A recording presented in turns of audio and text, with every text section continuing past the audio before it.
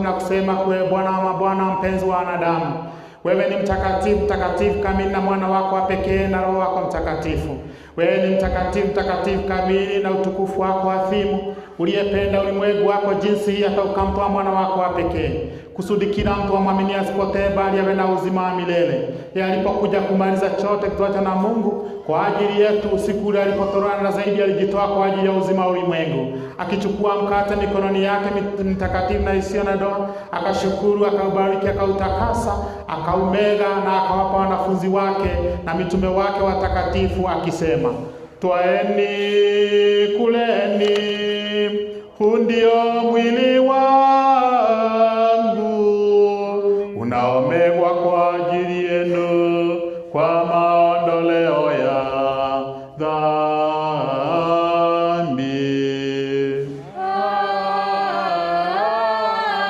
dhambi. Sawa sawa na kikombe baada ya kula, akisema, nyweni nyote, na hii ndio damu yangu ya agano jipya, imwagikayo kwa ajili yenu na wengi kwa maondoleo ya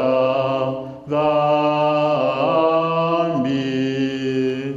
Kwa hivyo tukikumbuka amri ya kuleta kuokoa yote yaliyoenda kwa ajili yetu, msalaba, kaburi, ufufuko na siku ya tatu, kupaa mbinguni, kukaa kuume, na kuja mara ya pili kwa utukufu, vilivyo vyako kutoka vilivyo vyako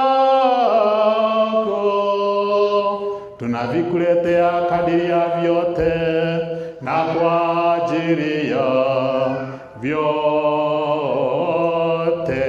Tena tunakuletea ibada hii ya kina binadamu, na tunakuomba na kukusihi na kukuuliza utume Roho wako Mtakatifu juu ya sisi na juu ya vipaji hivi vilivyo mbele, na ufanye mkate huu kuwa mwili mheshimiwa wa Kristo wako. Amin. Na iliyo ndani ya kikombe hiki kuwa damu mheshimiwa wa Kristo wako. Amin. Kwa kuvigeuza kwa Roho wako Mtakatifu. Amin. Amin. Amin. Ili vitakuwa kwa makesha ya Roma ya dhambi, ushirika wa Mtakatifu, utimilifu wa ufalme wa mbinguni, udhabiti mbele zako bila kuwa na hatia ya hukumu, tutapata ibada hii ya hekima kama patriarka, mitume na shahidi wa ungama, watawa na kila mwenye haki, na limazika katika imani.